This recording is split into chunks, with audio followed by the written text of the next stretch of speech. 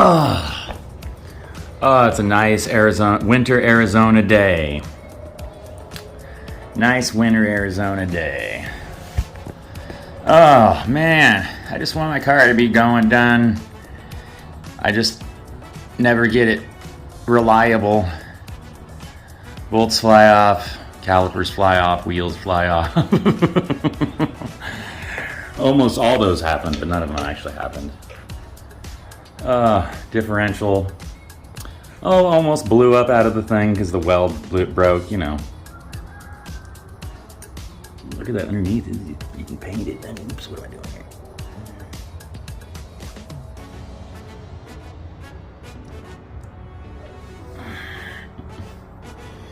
I like those wheels a lot, but they're really heavy. I don't know.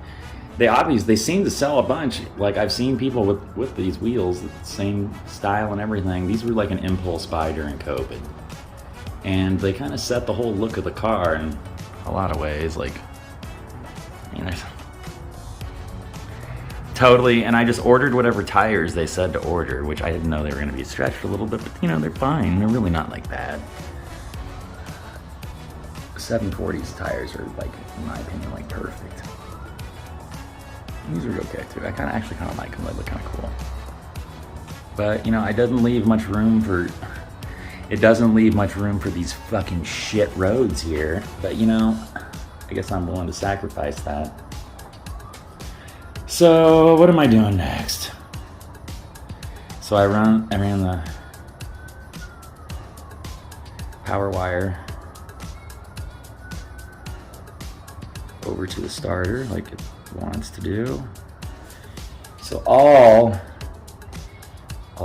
everything's new on the whole charging system. All new wiring, everything. Finally, there was just that one last wire, I guess. When your car's this old, like, you're really just wasting your time not replacing that shit. And I mean, that thing's only like 6 years older. It doesn't seem as cooked, but maybe it is. And I just cleaned it up before and started driving it before I started taking it apart. I mean, I drove this a little bit, but it was just so dirty and it was so baked. I think this has spent more time out in the sun, but I don't know. Owned by the same guy. This one was from Kansas. That one was shipped from Sweden by the owner. We don't know anything about that man, but we don't talk about that man in this damn channel, because it's Volvos that ruined my life, not Toyota van. Oh. So yeah, just been injured. I don't know what I'm gonna do here on the rest of this. This coolant tank has been driving me nuts. It doesn't leak now, but there's nothing in it. It doesn't hold a drop.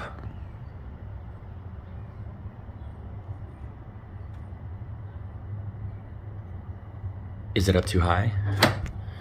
I wonder. I don't think so. But I don't really know the answer to that. Is there like a set level for the coolant tank to be set at? Because like we have this minimum max. Well, that only changes if you if you have like, yeah, yep. We all know. I know the answers to that. But so I just finished up putting in those some new bushing there. Oh, there you can see it. Look at this camera, man. These cameras are crazy. Does anybody else know? And their Samsung Galaxy's new camera. It's like, that's life changing. Like, look how close to me, that almost looks better than what I'm actually looking at in real life. In fact, wow. Yeah, it's close, really close. But still got the stock header. Well, not stock, 90 plus. We got Turbonetics. Freaking from the alternator to the starter.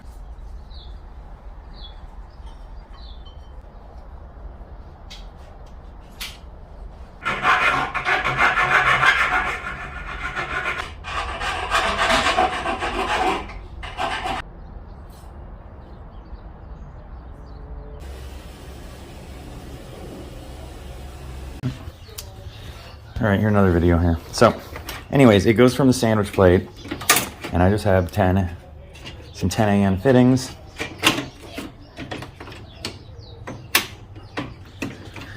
My front end is like, the oil cooler is, bam, I get it right there, just kind of, also just did a little like angle iron, you know, this little, just super easy mount, and it's hidden, it's not like I need it to be fancy. And so like I have heard some people say that it's not cool to be in front of the intercooler like that, and it's gonna like raise your air intake temperatures. And then I like think I saw it was a Mighty Car Mods video or something, and they were like trying to disprove that whole theory. And you know, I'm pretty sure that's, you know, it's got space here, you know. I also even ran my cone filter all the way out here. I don't know if I'm gonna leave it there, but because I don't know, because it's like 2.5 inch pipe. I think I need to go a little bigger. There, that's my air filter, yeah.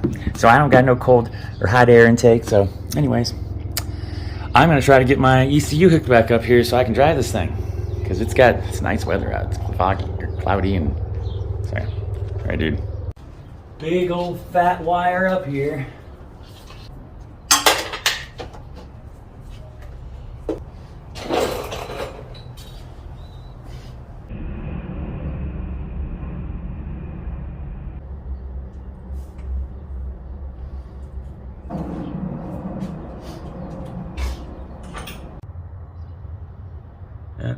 Oops. And you know, we got the mercury coil packs. Now, the only difference I know about these is that they have an extra ground. You ground these to the head, you ground them to the body, you ground them to the battery. Then you got a signal wire, and then you got a power wire, and then you got a sensor ground. Crazy. They're supposed to be smart coils. I don't even know what that means. I don't know. Brett Willett told me to get those because I didn't know what to buy at the time, because I was total noob, had no clue, and you know. But that's what they put in their cars. It seems to be, from what I've read now, it's like those are the good coils. So, but those aren't expensive. So like, don't think you don't have to, you can have those too. Those are just the mercury ones, but they're just sold. I got them off Amazon. And then we have our GM flex fuel sensor. And I'm pretty sure that's just a standard GM one. It actually has a little case on it, a 3D printed like little holder that's on there right now. That's not attached to anything currently. And then we have your cheap, that's a cheap generic fuel filters. And so these are your pre-pump fuel filter, technically, according to this. And, you know, it's probably used for like, you know, race car fuel system. Like, I don't have that, I don't need that right now. Maybe I don't, we'll see. I don't plan on doing any high G's anytime soon, so I don't know if I decide to drift it someday, but like, I don't want to wreck this thing. Anyways, so you can buy that, but it's only like 100 mic. I'm gonna totally mess this up, and maybe I'll put it in the, you know, video here, but it's got like 100 micron. Anyways, if you get on Amazon, you can buy this. It's like a $30 filter, like a case. And then you can get an AEM replacement filter for it, which you can get the higher micron, the one that you want before fuel injectors. So that's pretty cool. That was kind of a win there. And you know, to me, it was just like, I've already got AN fittings on everything, and it was just like one less thing I had to buy adapters for. So that didn't go on there for a while. I was honestly just fine with running the stock one, even though I've got E85. But yeah, we got E85 too. So let's, you know, get that, something that I have no idea if it's compatible, out of there. So not that, and you know, really the stuff that says it's not compatible isn't gonna like not work. It's just gonna get dry a little faster. So I mean, that's it. It's not a big deal. I ran this thing with the stock fuel lines for a minute, and yes, one of the fuel lines burst on it. So yeah, see what happens. You know, I got the fuel pressure sensor just right on the rail there. That's an important sensor that I didn't really realize. Like, when you're hooking your standalone up, like, you gotta have a fuel pressure sensor. because you can set so many safety things in there. So like if you're not getting the fuel pressure that you're supposed to, you're 1-to-1 by your vacuum, then it can, your ECU can, it can cut your timing, it can cut your boost. It's what mine does. So I've never heard it not once, because every time it runs lean, it cuts. And it cuts the rev, it'll rev limit, it will, cut back, back to timing, back to boost off. It does like all three. So, and honestly, actually, I don't really remember if it does all three, but if it hits a boost cut, it will. Sometimes that's just it'll just cut off the boost, but then sometimes it will just. It'll go da da da, like it just it's like your rev limiter. So, and then it will just kick it in a little bit sooner, and then I'm like, oh. And every time it has not been the tune, it has been a part failing, like an air leak or something, or just an intercooler pipe leaking. Like it was always something. So that's the interesting thing is like once you the nice thing about these is it does tell you everything. You hook it up, it tells you all the sensors are working. It's nice to know what your engine's doing when you're running a bunch of horsepower. So especially when these, here, let's take this car, it's like 100 horsepower. Let's give it a bunch of boost, make it like 400 horsepower. Don't watch anything. Just use factory gauges. It's fine. All right. Yeah. We got the eBay or wherever, Amazon $20 catch can. Man, that thing works perfect. It's connected up to, I don't know if it gets stuff in there, I'll clean it out. That's how I feel about that. Like, I'm not worried about it. I'm not drifting. I'm not like just staying at the high RPMs. This is just, if I do it some track time, it won't be not the same. And we'll deal with those issues when they come. I love the crinkle paint.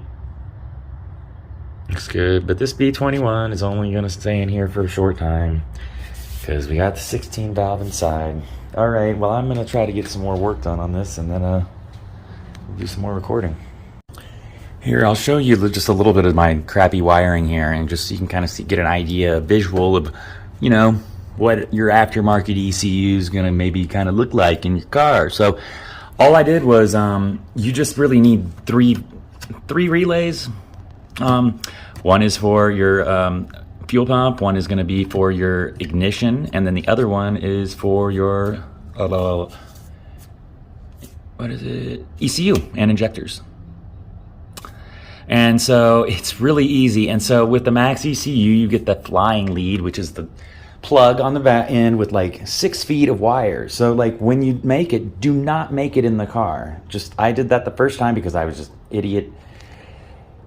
Just measure everything with string for how far your sensors need to go. Now, I estimated this last time, and I got pretty close on some of them, but some of them are a little off still. And, whatever, I can shorten them still, but it's fine.